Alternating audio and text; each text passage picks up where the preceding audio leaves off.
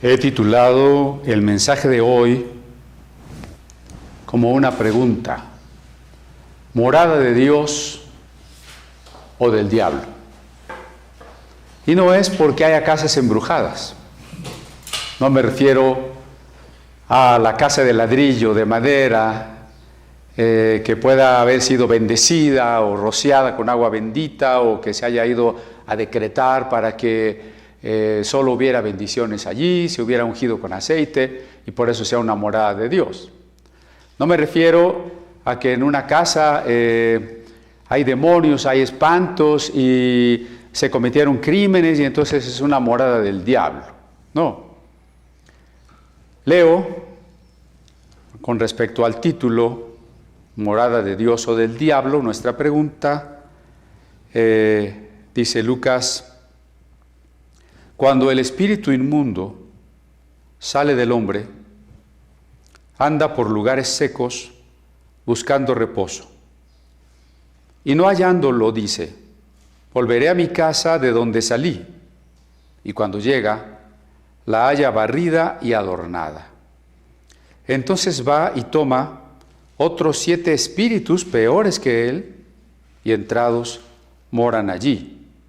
Y el postrer estado de aquel hombre viene a ser peor que el primero. Esto es un hombre liberado de demonios que se quedó como una casa vacía. No fue una morada de Dios, se convirtió en la casa del diablo. Ya hemos insistido que el término original de el nombre Belcebú era el señor de la morada, el señor de la casa. Bien, la demonología, voy a retomar un poco de la demonología porque el domingo pasado pudo haber quedado quizá un poco de confusión en que hablé yo de los demonios, y quiero volver a subrayar, primero, que la revelación es progresiva.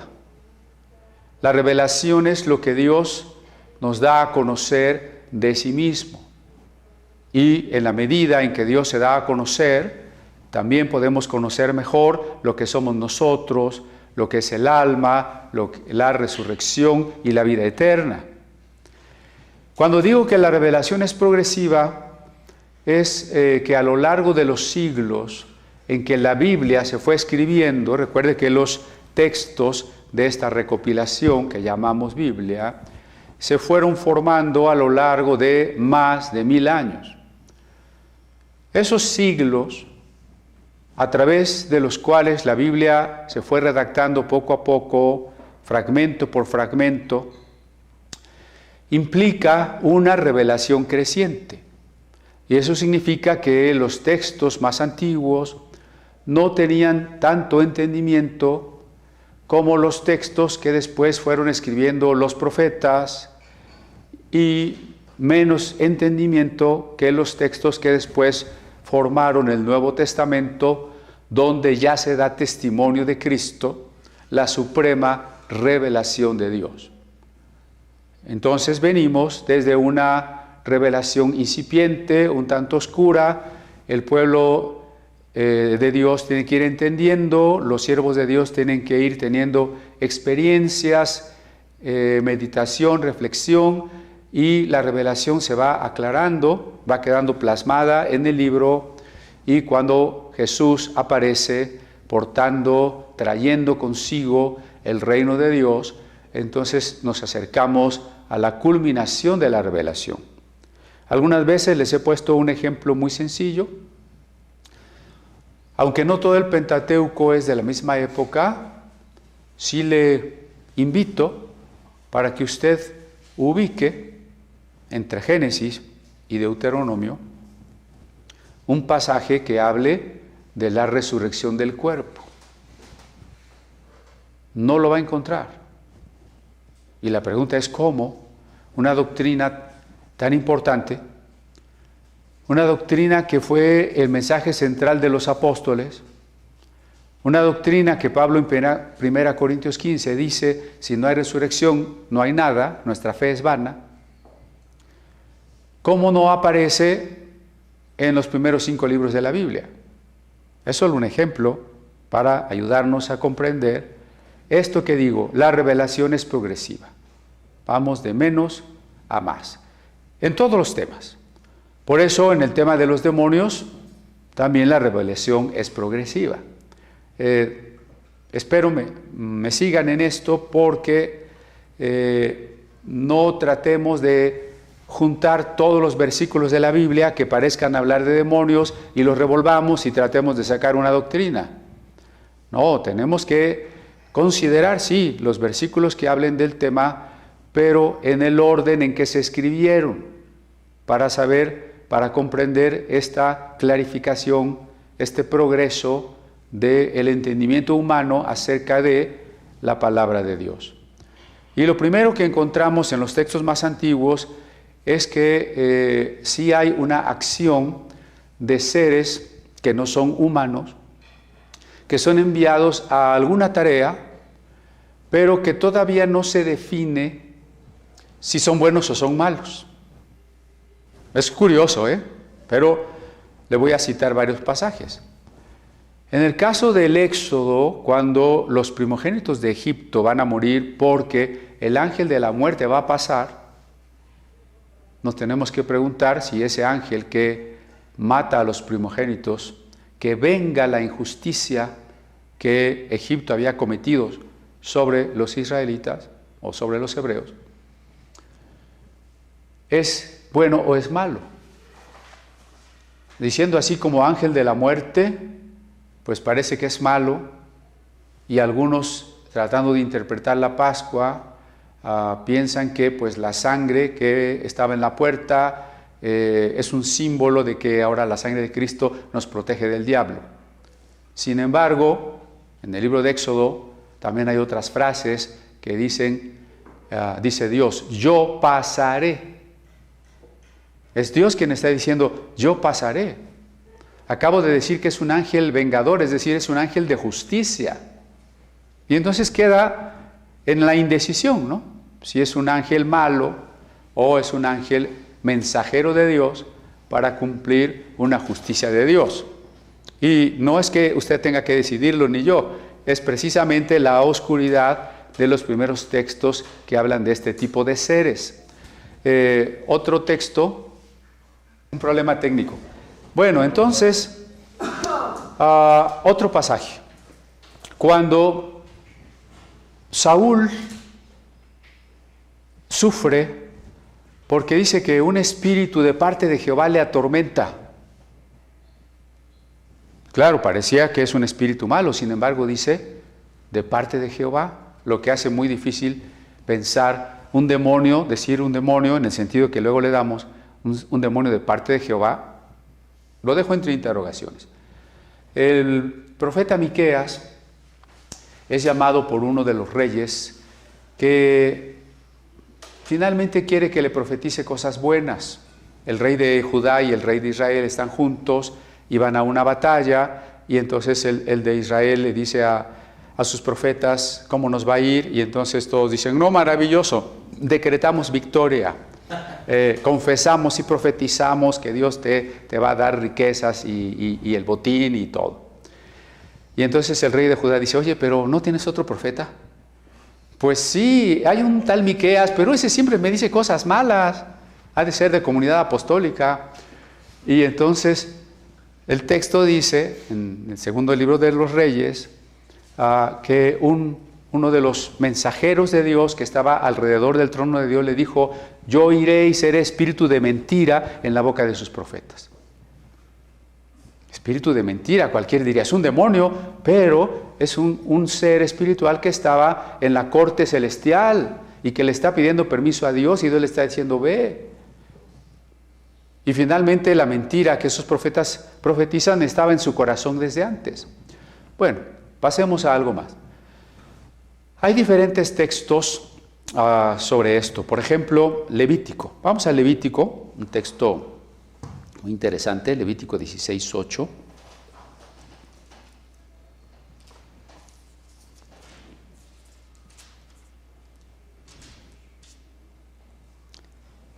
Está hablando de una ceremonia tan importante, un rito central como el rito de la expiación. Recuerde que es el día en que el único día en que el sumo sacerdote puede entrar en el lugar santísimo y que lleva la sangre de un animal sacrificado y la pone sobre la tapa del arca, lo que en el nuevo pacto se cumplirá, porque era un símbolo de que Dios no ve nuestro pecado, nuestro quebrantamiento de la ley que se guardaba dentro del arca, sino Dios ve la vida derramada. Y entonces dijimos la semana pasada, eso significa la sangre de Cristo, que Dios nos ve en su amor a través de Cristo. Dios nos ve porque Jesús ha dado su vida por amor hasta la muerte. Bueno, pero resulta que no solo se ofrecía un animal, sino que en el versículo 8 dice: echará suertes Aarón sobre los 2 machos cabríos. O sea, el día de la expiación se traen 2 machos cabríos, 2 animales para hacer el rito. Uno se degüella y su sangre se pone sobre el arca. Pero el otro, una suerte por Jehová y otra suerte por Azazel.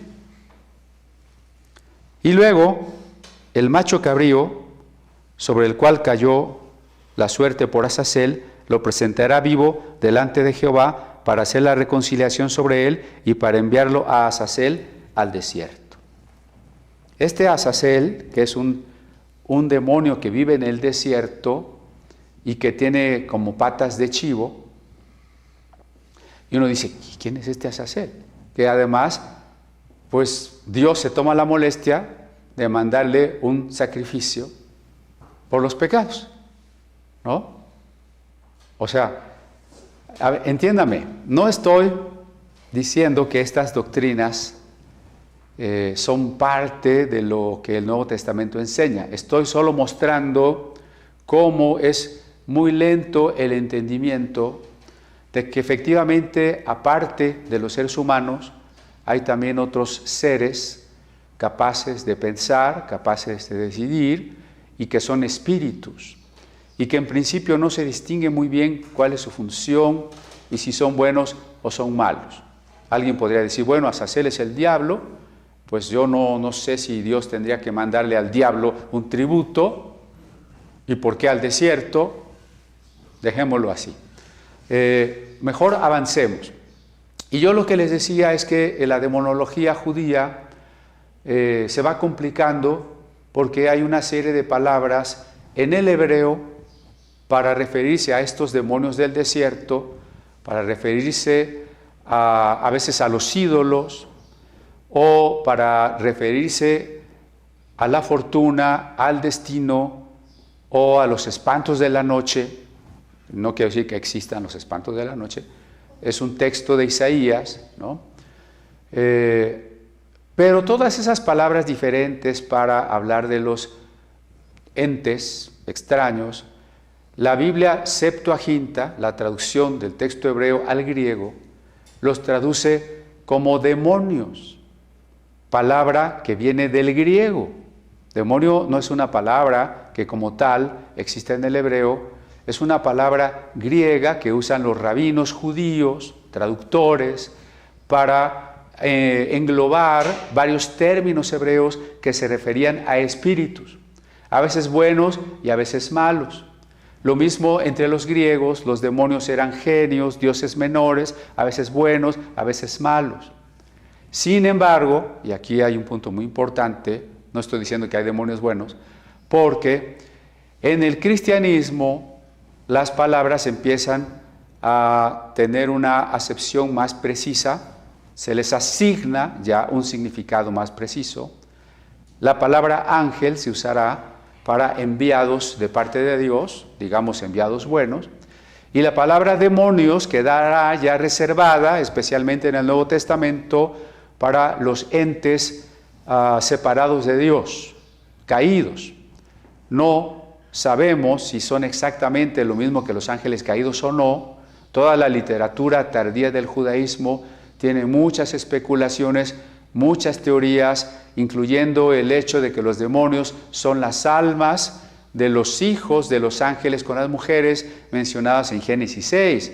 Y si usted lee algunos textos del judaísmo tardío anteriores al Nuevo Testamento, como el libro de Enoc, se va a dar una lista muy amplia de nombres de demonios o de ángeles caídos. Y si usted lee el libro de las Odas de Salomón y otros, el Testamento de Salomón, se va a encontrar también con que ellos hacen unas listas de jerarquías demoníacas que el Nuevo Testamento llamará principados y potestades, pero que los judíos llamaban, por ejemplo, los más grandes, los más poderosos, los llamaban titanes.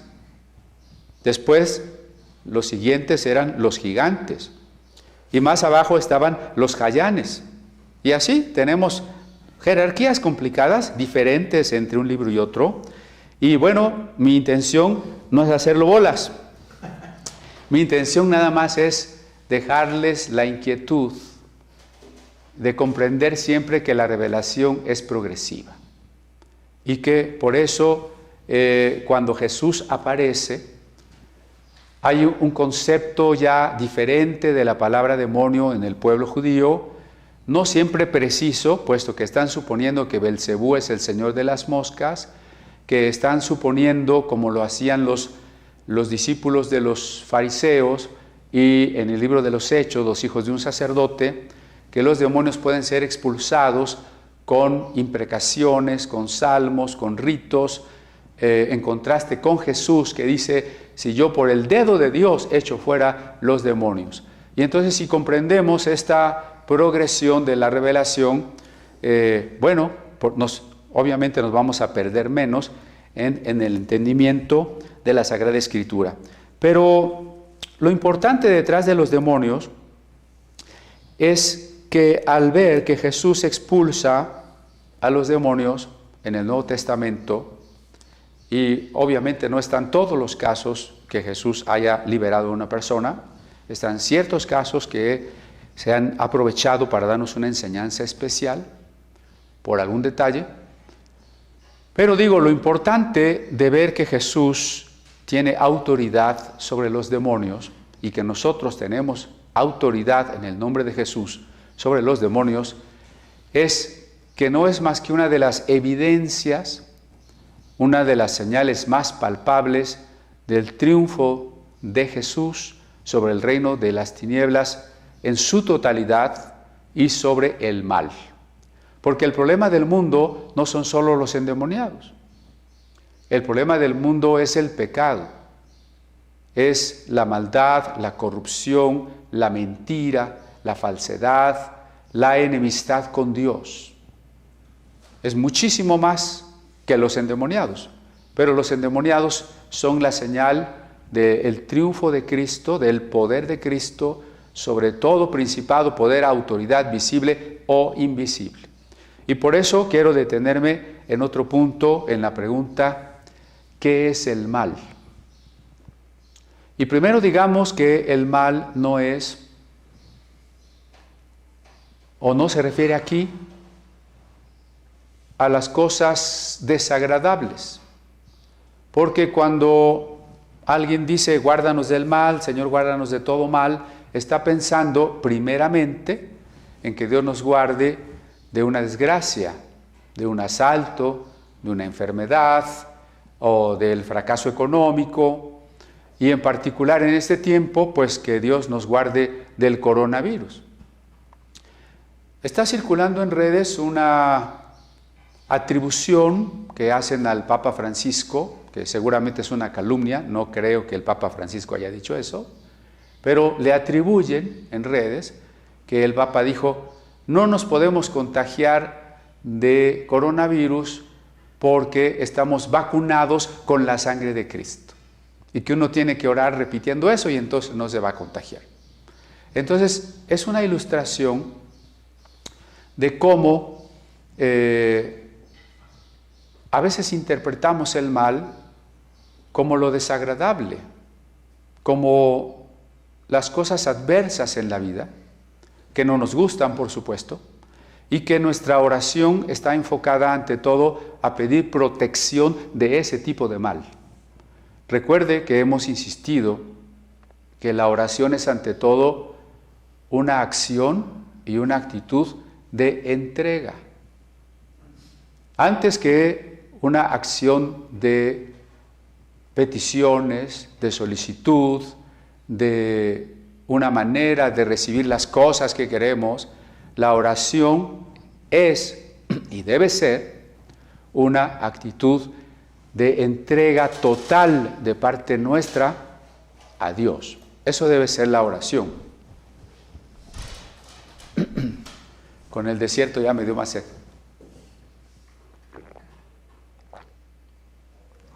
Pusimos este fondo del desierto precisamente por el tema, ¿no?, de estos lugares secos a los que se refiere Lucas. Pero el mal que queremos definir, el mal del que Jesús pide que Dios nos libre, en una palabra lo hemos insistido, el mal moral, el mal moral. Porque el otro mal, el que puede dañar nuestro ser físico, no tiene tanta importancia. Recuerdo allá en el libro de Daniel, Daniel va a ser arrojado al foso de los leones. Ahora, Daniel no sabe si los leones se lo van a comer o no. Pero él está dispuesto. Está dispuesto a entregarse a Dios aunque le cueste la vida. Fíjese lo que estoy diciendo de la oración. La oración es un acto de entrega.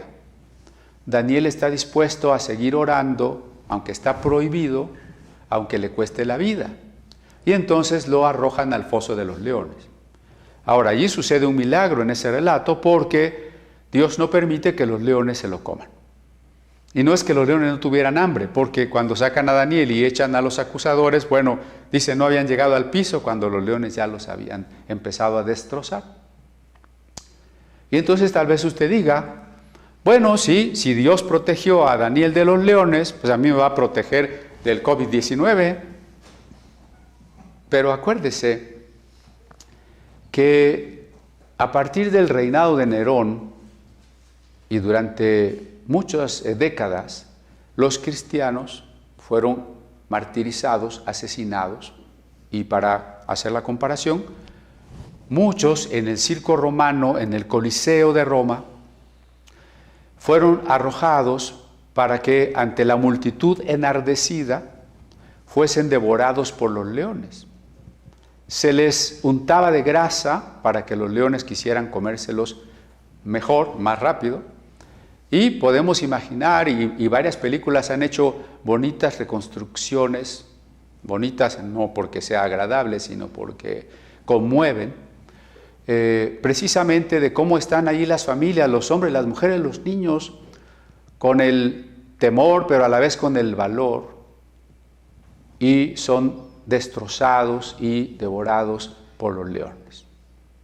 Entonces, con respecto a desastres, desgracias, coronavirus, ¿puede Dios guardarnos como a Daniel si Él quiere? Sí. ¿Puede Dios permitir que los leones nos devoren como a nuestros amados hermanos de ese tiempo? Sí. Por eso nuestra disposición debe ser, Señor, yo me entrego a ti, pase lo que pase. En esta pandemia, que no es el mal moral, sino que hemos insistido, es un mal natural, por supuesto desagradable, muy triste, muy lamentable para la especie humana, pero que no deja de ser un fenómeno natural. Es, sin embargo, algo de lo que debemos tener mucho cuidado, porque no debemos caer en esto que ejemplificaba yo. Es que yo estoy vacunado con la sangre de Cristo y no me puedo enfermar. Eso sería una superstición, y las supersticiones no son bíblicas, las supersticiones están en contra del mensaje bíblico.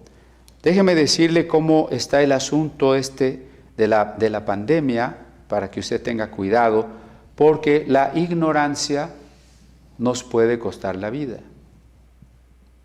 Ponga mucha atención y si está apuntando, anote. La ignorancia nos puede costar la vida.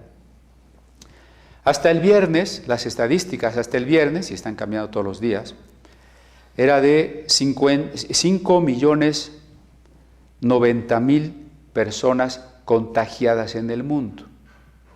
Recuerden que estas cifras, que son los que han mostrado síntomas, hay que multiplicarla cuando menos por 8, porque cada una de ellas ha convivido con otros y cada uno de nosotros tiene posibilidad de contagiar. Esto es más contagioso de lo que se pensaba, cuando menos a 6 personas, ¿no? 5.090.000 personas infectadas.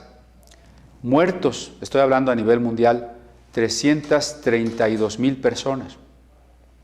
En México hemos llegado al punto, uno de los puntos más altos de la curva epidémica. Tenemos 3.000 contagiados por día. 3.000 contagiados por día. Para darnos al momento, al viernes, un total de 60.000 contagios, multiplicado por supuesto, por los que no han presentado síntomas, con 6.090 personas muertas.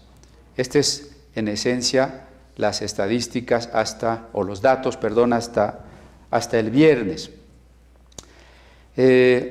Nos han reportado esta semana entre los diferentes hermanos afectados. Bueno, recuerden que el pastor Ricardo y su esposa Jessie estuvieron luchando contra la enfermedad y sabemos que están mejorando, que han iniciado ya el proceso de recuperación y le damos gracias a Dios. También el pastor de la Primera Iglesia Bautista de la Ciudad de México, el pastor Emilio Escobar, está enfermo, está contagiado. El pastor Carlos Alvarado, un querido pastor en comunión, su esposa Rosy, estuvieron en cama muy graves, con oxígeno. Apenas comienza un poco su recuperación. Hay un matrimonio joven, ella es enfermera, y ellos estuvieron orando por los médicos, por las enfermeras y hasta por el personal de intendencia que está a veces 12 horas trabajando sin comer, sin poderse quitar el cubrebocas, la bata, porque no hay, y si te la quitas pues ya no va a servir. Y entonces sintieron al orar, ayudar. Recuerden que hemos dicho que cuando la oración es oración intercesora, debe ser de tal manera que permitamos a Dios decirnos cuál es la acción que nosotros debemos hacer. Dios nos ha dado el privilegio de ser sus colaboradores. Dios podría hacerlo todo, no lo necesita, pero nos ha dado un privilegio. Así como Dios no mandó la Biblia del cielo, sino permitió que otros profetas y apóstoles colaboraran. Dios no va a ir a evangelizar, ni siquiera los ángeles ha permitido que nosotros colaboremos con Él. Cuando nosotros hacemos oración de intercesión, no debemos desentendernos del problema. Hay una persona que ha estado publicando en redes que necesita ayuda, que está en una situación económica muy precaria y la mayoría le contesta, tenga fe, hermana, declare, Dios está en control. Acuérdese de esa frasecita, ¿no? Dios está en control, Dios le va a proveer. Y no mueven un dedo, ¿no? Entonces, la oración llevó a estos hermanos a pedir apoyo y reunir cubrebocas, alimentos, Biblias y estar yendo a distintos hospitales para compartir todo esto, y han visto pues esa gran alegría y necesidad con que el personal los recibe. Puede usted buscarlo como Sembrando Esperanza, por si le interesa participar. Pero decía yo que la ignorancia nos puede costar la vida. Algunos de los hermanos enfermos me contaban el siguiente caso. Un familiar cercano que trabajaba en la central de abastos, donde el contagio es muy intenso, decía, no pasa nada, todo esto es mentira, es conspiración. Ya saben ustedes que porque nos quieren poner la marca de la bestia, que porque ya va a venir el anticristo, que el nuevo orden mundial. Yo no sé dónde vamos a sacar un nuevo orden, para eso tendríamos que tener un orden viejo, y eso no existe. Entonces, bueno, todas esas teorías conspirativas, ¿no? Pues él se iba a trabajar, que porque en su casa se aburría, se contagió. Se contagió y pensando que pues que no pasa nada, no se atendió a tiempo y pues ha muerto, ese hermano ha muerto. ¿Ven por qué les digo que la ignorancia nos puede costar la vida? Otros hermanos me daban su testimonio. Es que, bueno, nosotros sí, pues medio nos cuidábamos, pero también teníamos dudas por todo lo que veíamos en YouTube. Acuérdense que desde el primer domingo les dije, cuidado con la sobreinformación, cuidado con las teorías conspiracionistas. Y no lo digo por todos, pero sí creo que a algunos les entra por un oído y les sale por el otro, ¿no? Y entonces, pues, no se cuidaban tanto, se contagiaron y en vez de atenderse, pues, lo que dicen los videos de YouTube, tecito de canela, las aspirinas, el tecito de no sé qué y el de no sé cuánto, que muy caliente y que un exceso de canela impide coagulación sanguínea. Bueno, vinieron las hemorragias, por supuesto. El primer médico al que se consultó, pues también hay muchos médicos que no se están actualizando, que no están preparados. Casi les dijo, no, pues es una gripita cualquiera. Y bueno, pues su estado llegó a ser muy crítico, llegó a ser muy grave. ¿Por qué les cuento todo esto, hermanos? Porque Dios no hace todo por nosotros. Voy a insistir en ello, porque cuando digo que si somos morada de Dios o del diablo, eso no lo decide Dios y eso no lo decide el diablo, eso lo decide usted. Espero lograr este énfasis a lo largo de nuestra plática sobre la importancia de la voluntad humana, sobre la importancia de entender que el mal sobre el que Cristo ha triunfado es el mal moral, pero no porque Él haya prometido que no nos van a ocurrir desgracias o que no vamos a tener problemas o que no vamos a tener enfermedades. Se comunicó con nosotros la hermana Estela Pérez. ¿Se acuerdan de Estelita? Ella ha estado con nosotros algunas veces con su atuendo de allá de Chiapas y nos ha dado saludos. Acuérdense que esta hermana es la que Dios usó de una manera sorprendente, porque sin saber español, sin tener estudios de nada, fue ella la que logró que los evangélicos presos injustamente por más de 10 años fueran liberados. Pero ellos viven en unas zonas muy aisladas. Mire, si nosotros tuviéramos que ir, usted tuviera que ir a visitarlos, tendría que llegar a Tuxtla Gutiérrez. De Tuxtla tendría que llegar a San Cristóbal de las Casas.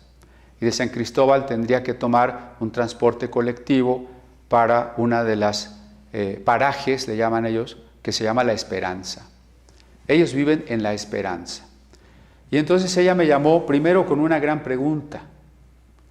En Chiapas hay casos, pero no hay todavía tantos casos. Entonces su pregunta era, aquí todos dicen que esto es una mentira y quieren salir a bloquear las carreteras para que el gobierno nos deje salir a trabajar porque todo esto es una mentira. Bueno, yo le tuve que explicar que desgraciadamente hay ciudades como Mexicali, Cancún, Sinaloa, Culiacán, Ciudad de México, con muchísimos casos de contagio y muchos muertos, que es una realidad. Eso es lo primero que ella tenía que entender. El otro problema, que también es bastante real, y lo comentábamos desde la primera vez, el confinamiento a muchos los va a asumir en el hambre, y es el caso de estos hermanos, porque pues lo que vendían no lo pueden vender, no pueden salir de su comunidad, está prohibido salir de la comunidad.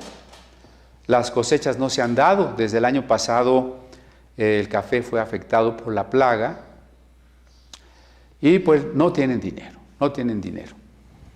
Entonces, bueno, yo le pedí que hiciera un esfuerzo por ir a San Cristóbal, dar de alta una tarjeta bancaria para poderle hacer un depósito que efectivamente le enviamos y pues ya se regresó. El problema es que en La Esperanza no hay señal de teléfono. No podemos nosotros estarnos comunicando y decir cómo están. Lo que vamos a hacer es esperar que ella tenga la oportunidad de tener señal, de volvernos a llamar y decirnos cómo están las cosas. En ese momento yo les voy a mandar algunos mensajes con sus datos para quienes quieran ayudar a nuestros hermanos de La Esperanza allá en el municipio de San Pedro Chenaló. Muy bien, continúo entonces. No es este el tipo de mal del que Jesús nos va a librar. Lo estamos sufriendo y lo tenemos que sufrir con el mundo. Y nuestra tarea es ir con los que no conocen a Cristo y mostrarles el amor y hablarles del Evangelio. Esa es nuestra tarea. Pero entonces, ¿qué es el mal moral? Vamos a decir en síntesis que el pecado, y en este sentido es lo mismo que el mal, es la ausencia de amor. El mal es la ausencia de amor. Santiago dice, el pecado está en el que sabe hacer lo bueno y no lo hace. El pecado es una falta. Porque cuando alguien roba, no ama a ese prójimo. Cuando alguien mata, no ama a ese prójimo. Todos los pecados examinados no son más que una falta de amor a Dios, una falta de amor al prójimo, una falta de amor a nosotros mismos. En la Biblia el pecado y el mal no son una fuerza oscura que se opone a Dios como si fueran dos enemigos igualmente poderosos pero contrarios. No, en la Biblia Dios es el único que es, su nombre es Yo soy el que soy. En la Biblia Dios lo llena todo, es infinito, es omnipresente. Y el mal no tiene una esencia, el mal no es un poder. Le voy a repetir el ejemplo que ya le he dado varias veces. Así como la oscuridad no es algo, porque a usted no le llega un recibo para pagar la oscuridad, como le llega un recibo para pagar la luz. Así es el mal, es una ausencia de amor y por tanto es una ausencia de Dios porque Dios es amor. Por eso es también comprensible cuando decimos que el pecado nos separa de Dios. Porque si Dios es amor y el pecado es una falta de amor, es una separación de Dios en fin. Y como es una falta de amor, es también la imposibilidad de establecer comunidad. La gran desgracia de nuestra época es la falta de comunidad. Vivimos en el individualismo acendrado. Vivimos en el relativismo donde cada quien defiende, quiere y cree lo que cada quien quiere, ni siquiera como persona racional que comparte con los seres humanos la razón, sino como individuo. No es lo mismo persona que individuo.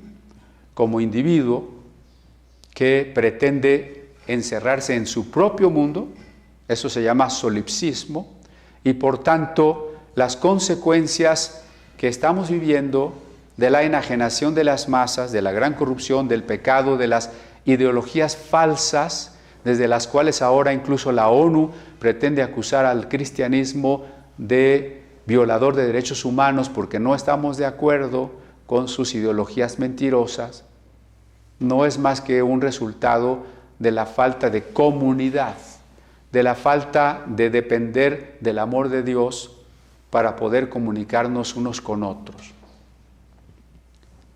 la Torre de Babel. Eso es el mal. Cuando decimos que Jesús, al expulsar demonios, ha triunfado sobre el mal, estamos diciendo entonces que Jesús nos restaura al amor de Dios. Nos hace responder y reconciliarnos y volver a unirnos con el amor de Dios y por tanto con el amor al prójimo y con el amor para nosotros mismos. No es que el diablo tenga otro tipo de poderes. El único poder que se le ha permitido al diablo de parte de Dios, porque no hay nada que pueda estar más allá de lo que Dios decide permitir. Hay muchas cosas que Dios no quiere ni dice así tiene que ser, pero las permite, porque Él es soberano. Lo que Dios le ha permitido al diablo es tentarnos. Comprendamos que la lucha espiritual, el conflicto en el que el hombre, la humanidad, está sumido, no es un conflicto por cosas. No es, decíamos, que mi casa está embrujada o que mi casa está bendecida. No es un conflicto por cosas. No es un conflicto por bienes materiales. Es que el diablo me robó la riqueza y soy pobre, pero ahora que tengo mucha fe voy a ser rico. No. Es un conflicto en el que se decide el corazón del ser humano. Cuando Jesús dice que es necesario que adoremos al Padre en espíritu y en verdad, se está refiriendo, como los profetas lo habían dicho, a que Dios está buscando no mi religiosidad, los ritos, ni mis cosas, ni que yo tendría que estar esperando que Dios venga y me resuelva los problemas, sino que se trata de una entrega absoluta, una entrega de mi corazón a Dios en un amor que corresponde al amor que Él me ha dado, que es absoluto, tan absoluto que murió por mí en la cruz del Calvario. Comprendiendo entonces que el conflicto está allí radica el problema, entonces la tarea del diablo, o lo que él hace, es invitarnos, eso es la tentación, invitarnos a no reconciliarnos con Dios, a tomar nuestra voluntad para nosotros mismos en vez de rendirle nuestra voluntad a Dios. Recuerde que uno de nuestros temas centrales es la voluntad. Decía yo, si usted es una casa de Dios, una casa del diablo, eso está en su voluntad. Entonces el diablo nos tienta para que nuestra voluntad la reservemos para nosotros y finalmente eso implica que nuestra voluntad está quedando dominada por lo que el diablo quiere. Y si nosotros, por el contrario, rendimos nuestra voluntad a Dios, para que haya una coincidencia de voluntades, porque eso es el amor, cuando de manera voluntaria quiero lo que el otro quiere, entonces permanezco en la reconciliación. ¿Por qué estoy diciendo esto? Porque a veces cuando se habla del diablo y de los endemoniados, nos vamos más allá. Nos dejamos llevar por relatos de que el diablo también puede hacer otras cosas. Como en mi casa, dice alguien, se oyen ruidos de cadenas en el techo por las noches. O que yo vi cómo se movía un objeto de mi casa, un plato de mi casa y se pasó para otro lado. O a mí se me apareció la Llorona. O yo vi cómo tal persona desarrollaba tal poder y hacía tal cosa. Y entonces de allí a quedar entrampados en las creencias de que cualquier cosa puede ser posible, no hay más que un pequeño paso para el mundo del absurdo, para una especie de Alicia en el País de las Maravillas, ¿no? Donde la lógica no funciona. Gracias a Dios que no es así. De lo contrario, podría ser real que cualquier día nos vaya a salir Godzilla del piso. Pero Dios ha sometido su creación a regularidades. Dios ha sometido incluso el funcionamiento del mundo espiritual a los principios que Él ha establecido, y nada puede pasar, no digamos solo por su voluntad, sino nada puede pasar tampoco por encima de esa voluntad que Dios le ha dado al hombre. Así que puede haber experiencias inexplicables, sí, por supuesto, pero son inexplicables, ¿no? Es como los ovnis, ¿no? Objetos voladores no identificados. Es que eran unos marcianos. Dijimos no identificados. Sí puede haber experiencias inexplicables, y son precisamente inexplicables porque no sabemos si fue un asunto de nuestra mente, un fenómeno fuera de nosotros que todavía no alcanzamos a comprender, pero físico, químico, o si fue una acción de la mente de otra persona, cuando está involucrada otra persona, lo que usted quiera. Pero mire, lo interesante es que en la Biblia no tenemos ejemplos de esas cosas. Las personas, y me ha tocado cristianos de Oaxaca sobre todo, que creen en los nahuales. No tengo nada contra los de Oaxaca, saludos a los hermanos de Oaxaca, pero me refiero a hermanos que por el medio en el que viven todavía creen en nahuales. Creen en Cristo, creen en la Biblia, pero creen en nahuales. ¿Qué es un nahual? Se supone que es un brujo que tiene la capacidad de convertirse en animal. ¿Hay en la Biblia un ejemplo, una sugerencia de que existan los nahuales? Bueno, si no hay, entonces no crea en eso. Todos esos fenómenos parapsicológicos, paranormales, que antes se llamaban ocultistas, incluso demoníacos, o poltergeist, se dice ahora, ¿no? No están en la Biblia. Y si no están en la Biblia, dejémoslo ahí al margen, como una cosa que pudo suceder y no sabemos explicar.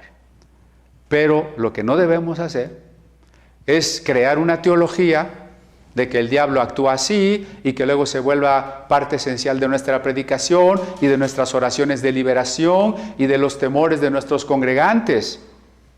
Porque en los lugares donde se predica más del diablo que de Dios, he podido percibir que los hermanos viven atemorizados. Es que qué tal si un objeto que tengo, es que qué tal si una cosa que hice ya me trajo una maldición, es que ya abrí una puerta. Y acuérdense que ya les hice la pregunta, yo no sé qué quiere decir abrir puertas. Entonces, resumiendo, ¿los demonios pueden poseer personas incrédulas? Sí. ¿Por qué? No sabemos. ¿Qué son exactamente los demonios? Tampoco sabemos. Lo que sabemos es lo importante. Jesús ha triunfado sobre un tipo de seres que le quitan la voluntad al ser humano. Y Cristo ha venido para devolverle la voluntad al ser humano. Eso es maravilloso, ¿no? Usted puede decir, ¿qué pastor tan ignorante? Porque no sabe qué son los demonios y no sabe por qué alguien se endemonia. Pues perdónenme, no lo sé porque la Biblia no lo dice, pero sí sé lo realmente importante, lo realmente glorioso. Jesús ha venido para devolverle al hombre su voluntad. Esa que estaba en posesión de un demonio, esa que estaba esclavizada por el pecado, esa que estaba enajenada por las mentiras de otros seres humanos. Él ha venido a devolvernos nuestra voluntad. Y mire el contraste tan interesante. Lucas es un autor muy talentoso, ya se los he dicho. Jesús envía a los discípulos a proclamar, a predicar, les dice: los campos están listos, vayan y prediquen, anuncien el reino de Dios. Y miren ahora el contraste. Jesús encuentra a un hombre que no puede hablar. ¿Ven? Dios quiere que usted proclame y predique, y aquí tenemos un hombre a quien el diablo le impide hablar. ¿No es un contraste muy ilustrativo? Y Jesús ordena a ese demonio que se vaya y que la voluntad de ese hombre sea libre, y ahora ese hombre puede hablar, ese hombre puede comunicar, y es muy probable que, como en el caso del Gadareno, ahora ese hombre se dedica a dar testimonio y a publicar lo que Jesucristo ha hecho por él. Vamos al libro de Isaías, capítulo 49.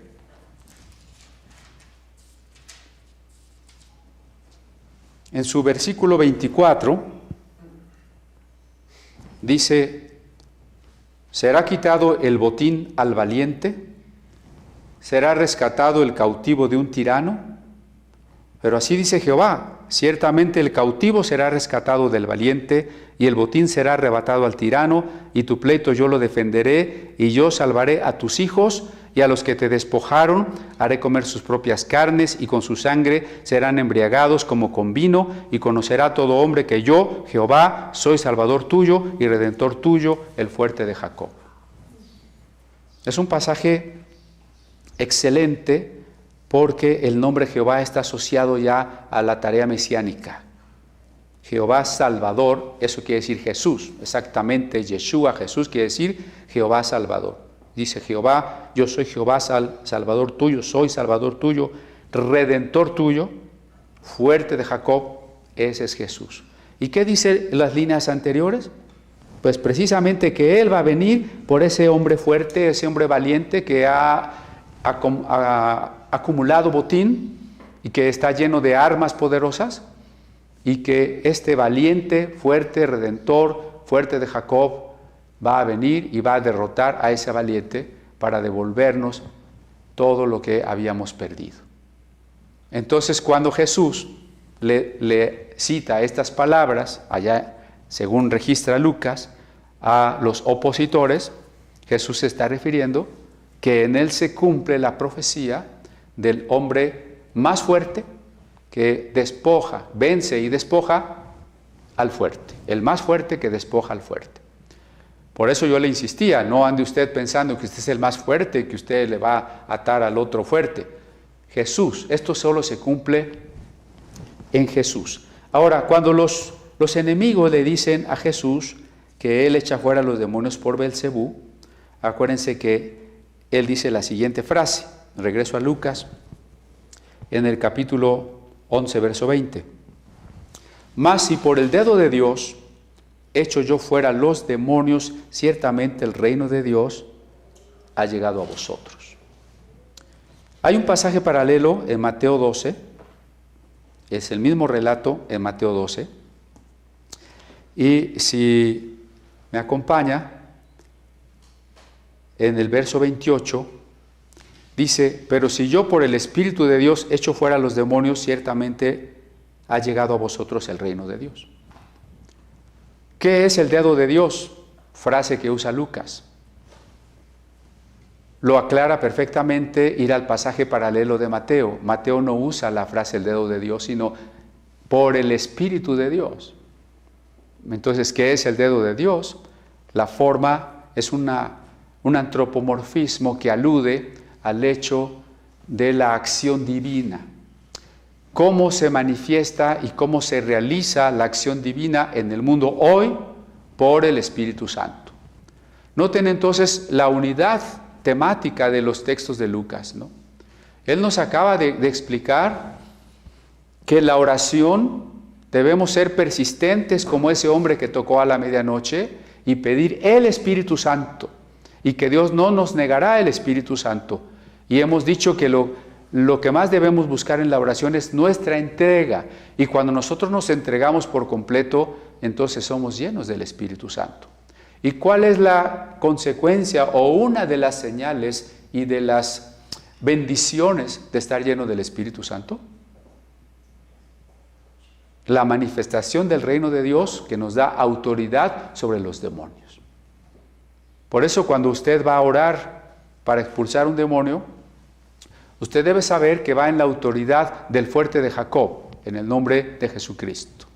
Y que usted va en el poder del Espíritu Santo, a quien Lucas simboliza con el dedo o con la mano de Dios que actúa. Esa mano, ese dedo que señaló la salida de Egipto de la esclavitud, porque Él es nuestro Redentor. Entonces note cómo Lucas está siempre enfatizando la importancia del Espíritu Santo y cómo se une el tema de la oración con el tema del Espíritu Santo y cómo se une el tema del Espíritu Santo con el concepto reino de Dios y cómo se une el concepto reino de Dios con el triunfo sobre el enemigo y la recuperación de la voluntad del hombre. Bueno, espero que no me haga yo bolas y usted me pueda seguir. Ahora, vamos a ese párrafo con el que comencé la lectura. Cuando el espíritu inmundo sale del hombre, anda por lugares secos buscando reposo. Obviamente esto está dicho en lenguaje figurado, ¿no? Pero es aquí donde se compara al hombre con una casa. Pablo insiste en que nosotros somos casa, equivalente también de templo del Espíritu Santo. Mientras que Belcebú, el señor de la gran morada, que era el templo que estaba en la ciudad de Ecrón, es una casa, es también un templo. ¿De qué somos templo? ¿De qué somos casa? Este hombre, no este hombre, más bien Jesús está hablando en términos hipotéticos, ¿no? Jesús está mostrando, primero, que el poder por el que él expulsó al demonio no es el poder de Belcebú, porque como ya dijimos, Jesús utiliza la lógica, incluso utiliza un argumento lógico que se llama reductio ad absurdum, que significa tomar por un momento la hipótesis del contrario, llevarla a sus consecuencias y demostrar que es absurdo y por tanto es imposible. Y entonces así dice Jesús: si yo echara fuera los demonios por Belcebú, tomando de momento esa hipótesis, ¿cómo entonces una casa dividida contra sí misma podría permanecer? ¿No?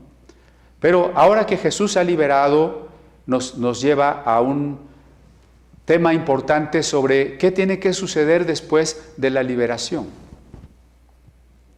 Porque entonces el hombre liberado queda como una casa vacía. Y las casas normalmente no están vacías porque pues hay mucha gente buscando casa. En este caso hay muchos demonios buscando casa. Me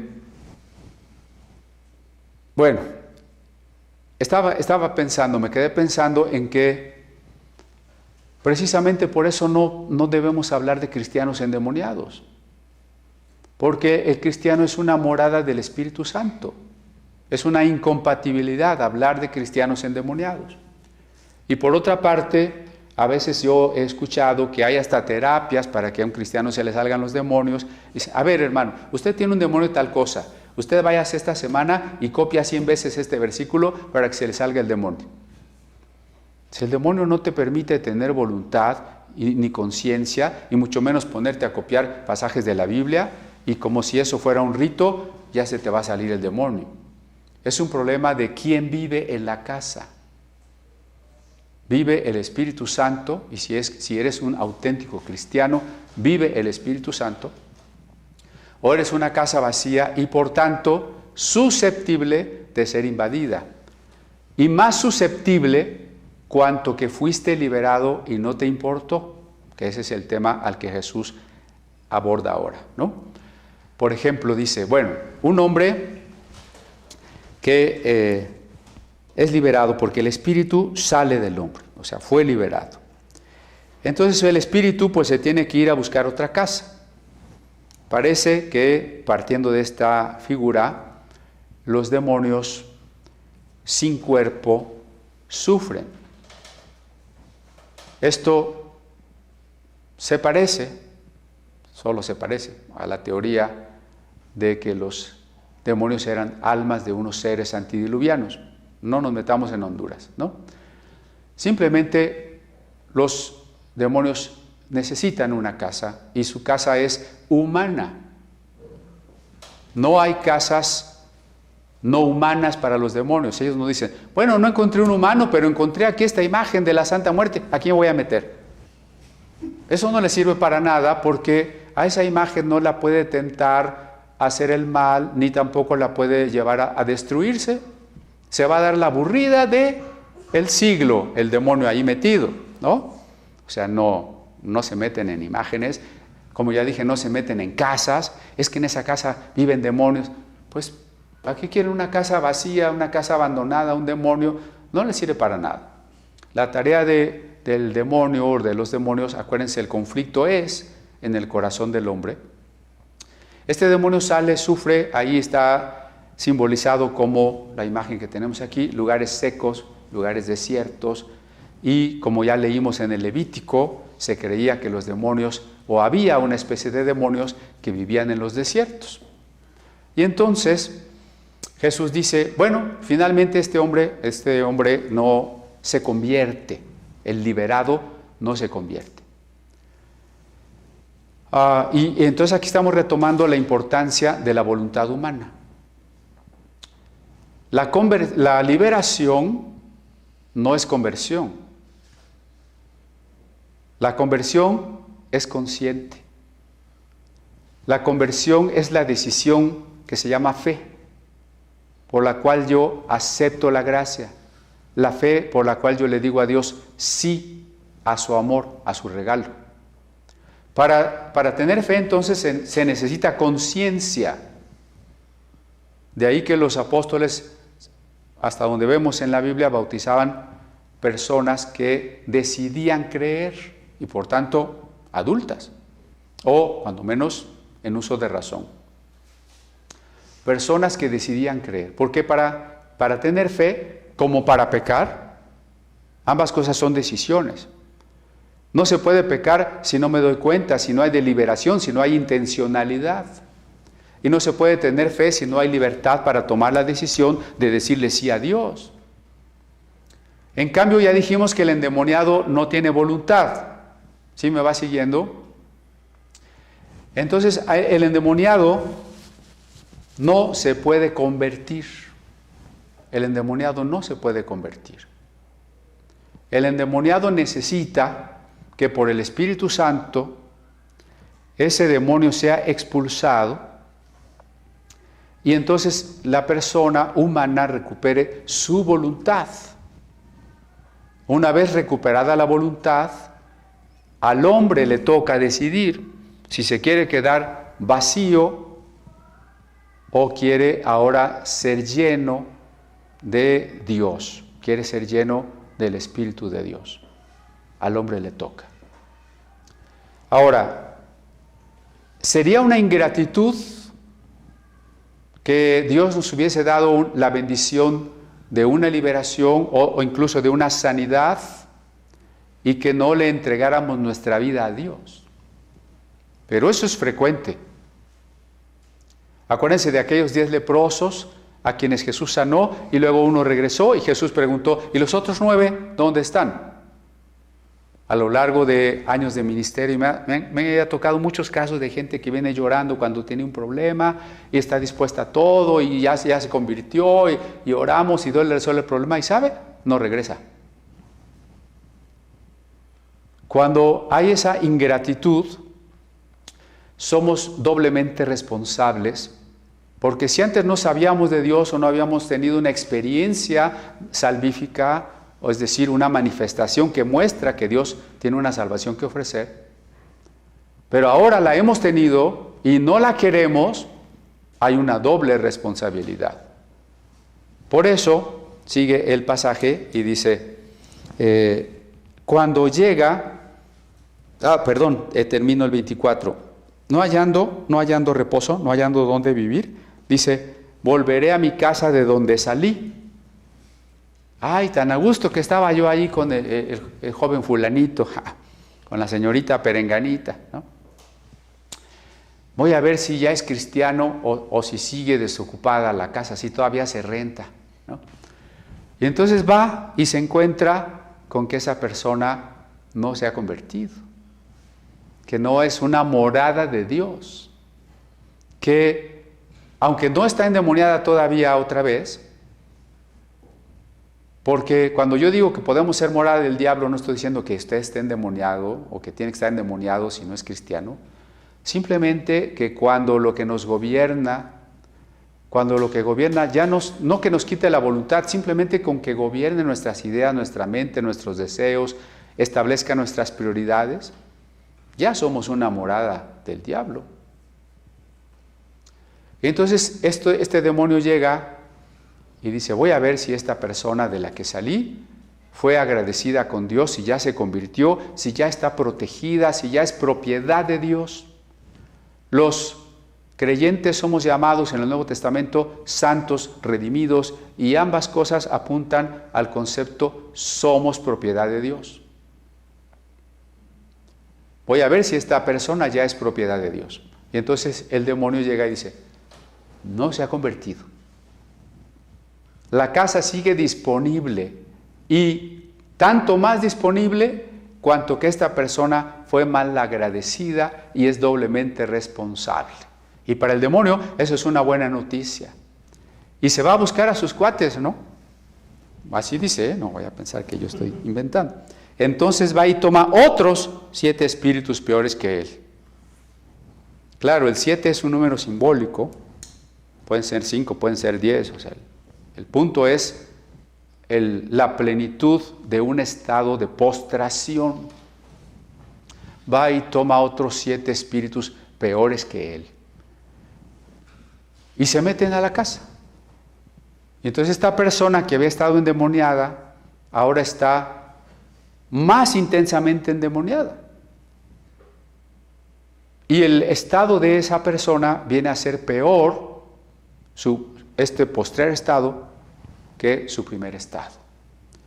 Insisto que el mal no es solamente el estar endemoniado. Este estado peor, este estado postrero peor, se manifiesta de muchas maneras. Por ejemplo, en las sociedades. Los países, otrora protestantes, donde nació la Reforma, países que alcanzaron el pináculo de su éxito, incluso de su riqueza, de la riqueza de su cultura, al organizarse en torno a la Biblia, como Holanda, Suecia, Dinamarca, Alemania, Suiza, Finlandia, hoy que han dejado de lado el cristianismo, habiendo sido bendecidos por Dios, eran una casa vacía. Eran una casa vacía, ahora está llena de 7 demonios. Porque si usted ve lo que creen esos países y lo que hacen, en algún sentido es también como la del niño rico, ¿no? Que lo tiene todo y no aprecia nada. Cuando usted ve noticias de un junior que solo vive en el vicio, solo vive de parranda y que ya chocó con el carro y mató a quién sabe quién, y uno dice, y yo que cuando crecí a veces no tenía ni para comer, y que si yo tuviera todo ese dinero me iría por unas Biblias y haríamos una casa para el Museo de la Biblia. Entonces cuando una sociedad lo tiene todo y desprecia a Dios y se vuelve ingrata con Dios, y ahora vive una época anticristiana, postcristiana y anticristiana, y vemos que son los países más progresistas, y lo pongo entre comillas porque habría que definir qué significa progreso, para decir que toda la depravación moral es progreso, es todo lo contrario de un progreso. El peor estado, el estado de estos países cristianos, y para allá va Estados Unidos, es peor que antes de que hubieran sido países cristianos. Pero eso sucede también con las personas. El que conoció a Cristo de niño, el que conoció a Cristo y después se apartó, y eso lo dice Pedro en su segunda carta, es como el perro que se vuelve a su vómito o la puerca lavada a revolcarse en el cieno. Y dice lo mismo, su postrer estado viene a ser peor que el primero. Eso quiere decir que tenemos una gran responsabilidad. ¿Qué vamos a hacer con nuestra casa? Nosotros somos la casa. Estamos buscando ser llenos del Espíritu Santo para que el reino de Dios se manifieste y obre a través de nosotros. Estamos comprendiendo lo que Jesús dijo, la mies está lista, vayan porque es tiempo de hacer la cosecha. Estamos comprendiendo la última frase del pasaje del domingo pasado, el que conmigo no recoge desparrama. No hay término medio. Si es tiempo de la cosecha y no estamos cosechando, estamos desparramando. Hay que decidirse si soy casa de Dios o soy casa del diablo, porque el que no está conmigo está contra mí. Eso lo leí en el versículo 23 de Lucas 11, el que no es conmigo contra mí es, y el que conmigo no recoge, desparrama. Por eso entendamos cuál es el papel de la voluntad humana que Dios nos ha permitido. Porque podemos ver el milagro como estos hombres lo vieron, no lo pudieron negar, pero ¿sabe qué? Lo atribuyeron al diablo. Y de acuerdo con otros pasajes de los mismos evangelios, atribuir las obras de Dios al diablo se llama blasfemia contra el Espíritu Santo, y de paso se ha dicho, insiste ahí Jesús, pecado que no será perdonado ni en este siglo ni en el venidero. De ahí la importancia de escuchar la voz del Espíritu y tomar una decisión de fe, una decisión de arrepentimiento, una decisión de entrega. Ser llenos del Espíritu Santo y ser portadores del reino de Dios, cosechando y no ser tibios y implícitamente ponernos contra Cristo y en vez de estar cosechando, estar estorbando y estar desparramando. Y finalmente, ser cristianos fríos o incluso apóstatas, cuyo estado postrero llegará a ser peor que el primero. Con Dios no se puede jugar, tenemos que vivir el agradecimiento, la gratitud, la entrega absoluta de nuestro amor hacia el amor divino. Y si no es así, estamos en una situación análoga a la de un hombre cuya situación empeoró 7 veces, es decir, totalmente. Empeoró totalmente. ¿Y por qué? Por una razón muy sencilla. Porque habiendo recibido de Dios la bendición, no le rindió su voluntad a Dios.